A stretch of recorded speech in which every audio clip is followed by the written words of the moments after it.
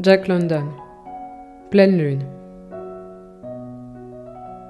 John Claverhouse répondait à ce surnom. Vous savez ce qu'il évoque.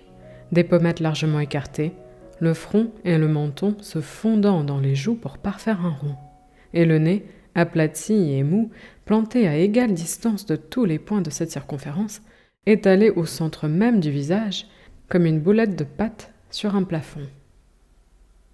Peut-être convient-il de chercher là le mobile de ma haine pour John Claverhouse, car son physique offusquait ma vue, et je considérais sa présence comme de trop sur terre.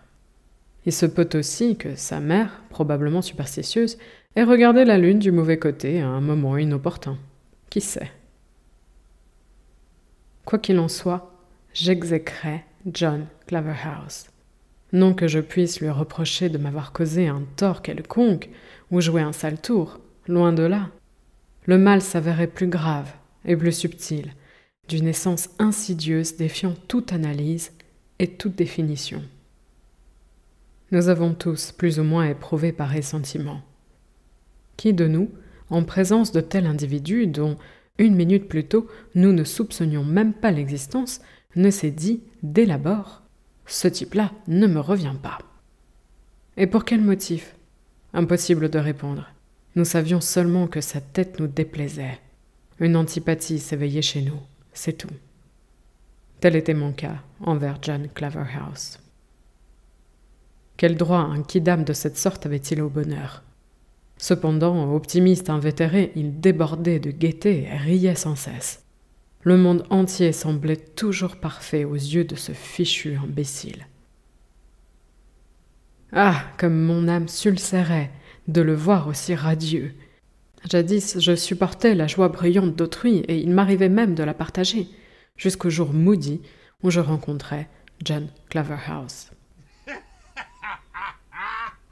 Son rire m'irritait jusqu'à l'obsession, me hantait, m'obsédait, ne voulait plus me lâcher.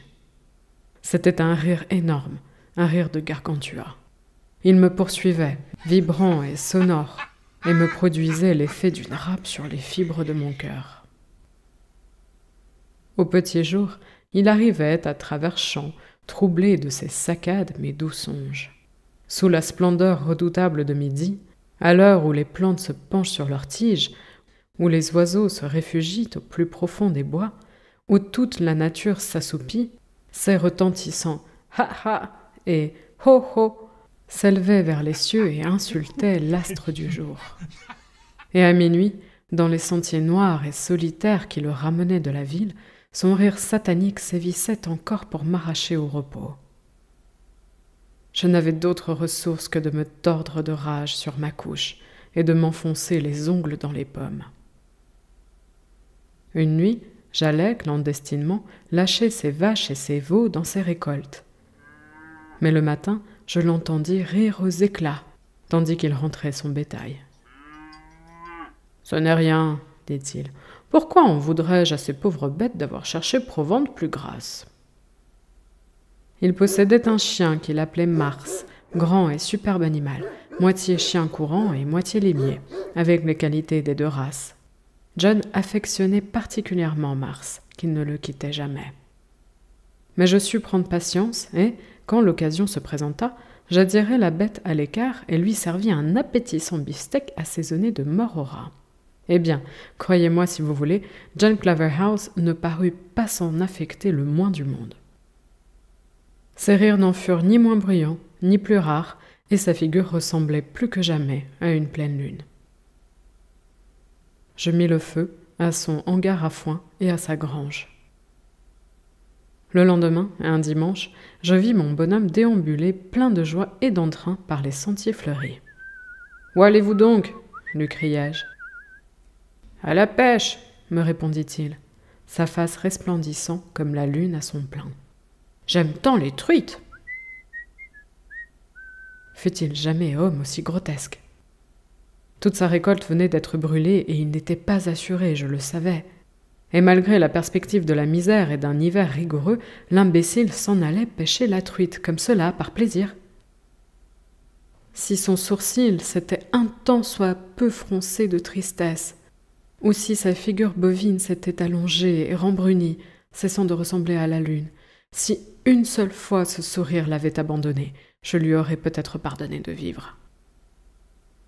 Mais non, le malheur ne faisait qu'augmenter son allégresse. Je l'abreuvais d'injures. Il se borna à me considérer avec un étonnement béat. « Moi, vous frappez? Et pourquoi donc ?» me demanda-t-il tranquillement, et il s'esclaffa. « C'est que vous pouvez être drôle. Oh, oh, vous me ferez mourir de rire, ma parole. Hi, hi, oh, oh, oh. » Vraiment, cela passait les bornes. Par le sang de Judas, comme je le haïssais. Et puis ce nom, Claverhouse, quel nom absurde! Oyez plutôt, Claverhouse! Miséricorde divine, pourquoi Claverhouse? Je ne cessais de ressasser cette question.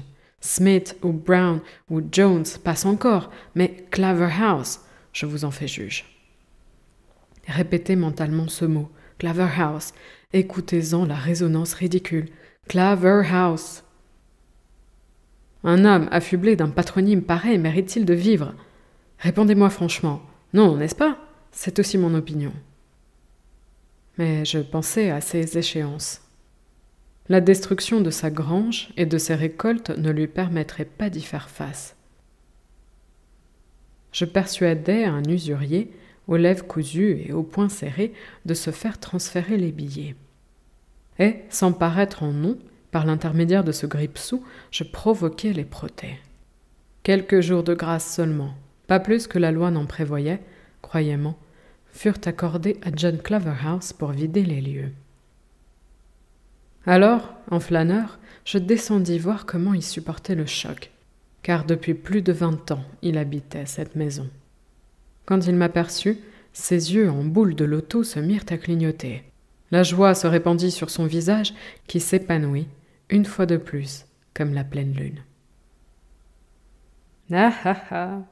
éclata-t-il. « Non, ce qu'il peut être drôle, ce gamin. Figurez-vous qu'il était en train de jouer là-bas sur le bord de la rivière quand un morceau de la berge s'effondre et l'éclabousse. « Oh, papa !» me crie-t-il, « une grande flaque d'eau qui a sauté sur moi. » Il s'interrompit, attendant que je me joigne à son infernale hilarité. « Je ne vois là absolument rien de risible, » répondis-je sèchement, et je sentis mes traits se contracter. Puis reparut devant mes yeux cette odieuse expression de joie, s'accentuant et s'étendant, comme je l'ai déjà dit. Son visage s'illumina, telle une lune d'été, et « Ah, c'est cocasse, alors vous ne voyez pas ?» Il ne saisit pas. « Eh bien, écoutez-moi. » Tournant les talons, je m'enfuis. Je me sentais à bout d'endurance. « Il faut en finir, me dis-je, de ce sacré raseur. La terre doit en être purgée. » Et remontant la colline, j'entendais encore les échos de son horrible rire. Or, je me flatte de ne jamais accomplir une besogne à moitié. Quand je pris la résolution de tuer John Claverhouse, ce fut avec l'idée fixe d'agir de façon à m'éviter tout regret ultérieur. Je hais le bousillage et déteste la brutalité. Le fait de frapper quelqu'un bêtement, avec le poing nu, me répugne, m'écœure, pouah. Tirer sur John Claverhouse? Oh, ce nom! Le poignarder ou l'assommer ne me disait rien. Je me sentais enclin non seulement à l'exécuter artistement, mais encore de manière que le plus mince soupçon ne put m'effleurer. Je tendis vers ce but tous les ressorts de mon ingéniosité. Après 8 jours d'incubation, mon plan était éclos, et je me mettais à l'œuvre.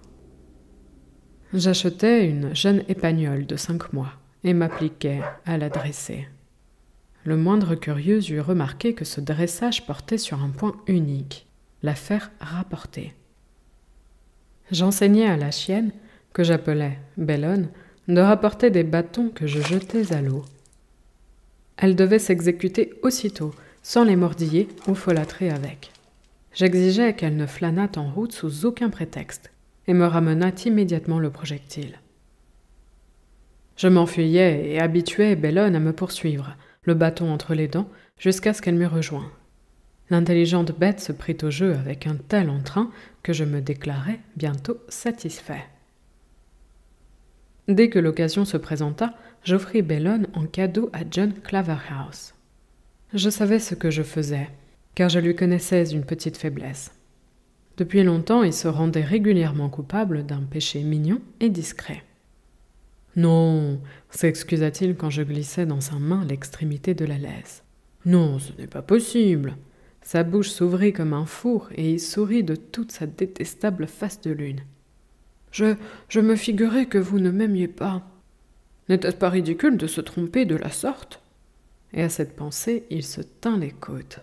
« Comment l'appelez-vous » parvint-il à me demander entre deux accès. « Bellone. »« Bellone, quel drôle de nom !» Je grinçai des dents. Sa joie me serrait les mâchoires et je lui lançai du bout des lèvres. C'était l'épouse de Mars, comme vous savez. Alors la splendeur de la pleine lune envahit son visage et il éclata. « Mars, c'est le nom de mon autre chien. Eh bien, Bellone est veuve maintenant. » Je fis demi-tour et m'enfuis sur le coteau, poursuivi de ces exclamations. La semaine s'écoula. Le samedi soir, je lui demandai. « N'est-ce pas lundi, le jour de votre départ ?» Il me fit un signe joyeux d'assentiment. « Alors, fini les parties de pêche à la truite dont vous raffolez tant ?» Mon ton sarcastique lui échappa. « Pas encore. Demain, je vais m'efforcer d'en rapporter un plein panier. » Ma certitude doublement confirmée, je rentrai chez moi, plongé dans le ravissement. Le lendemain, de bonne heure, je le vis partir avec son épuisette et son sac de toile, Bellone trottinant sur ses talons. Sachant où il se dirigeait, je coupai par le pré de derrière la maison et, à travers la broussaille, je gagnai le sommet de la montagne.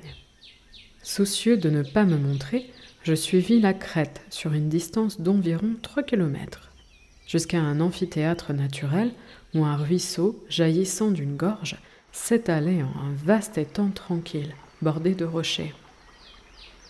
C'était là.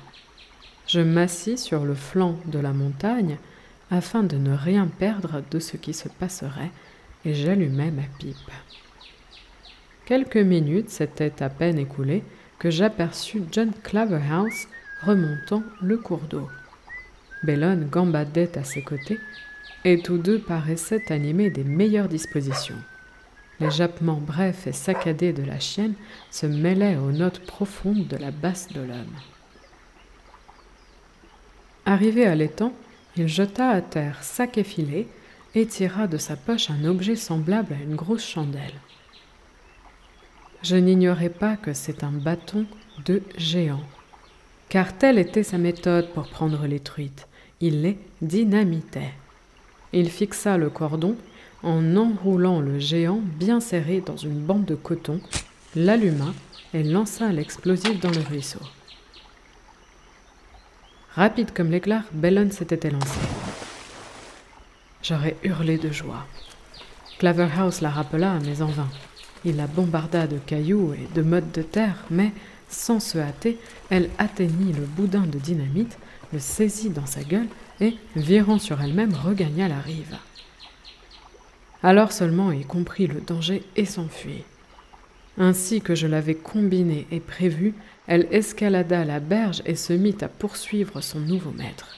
Je vous l'affirme, ce fut superbe.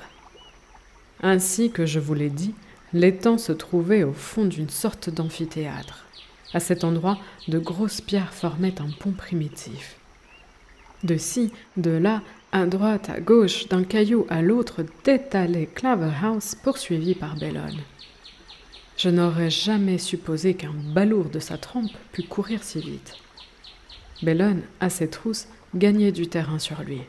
Au moment où, en plein élan, elle le rejoignait, le nez à ses genoux, il se produit une brève lueur, un flocon de fumée et une effroyable détonation.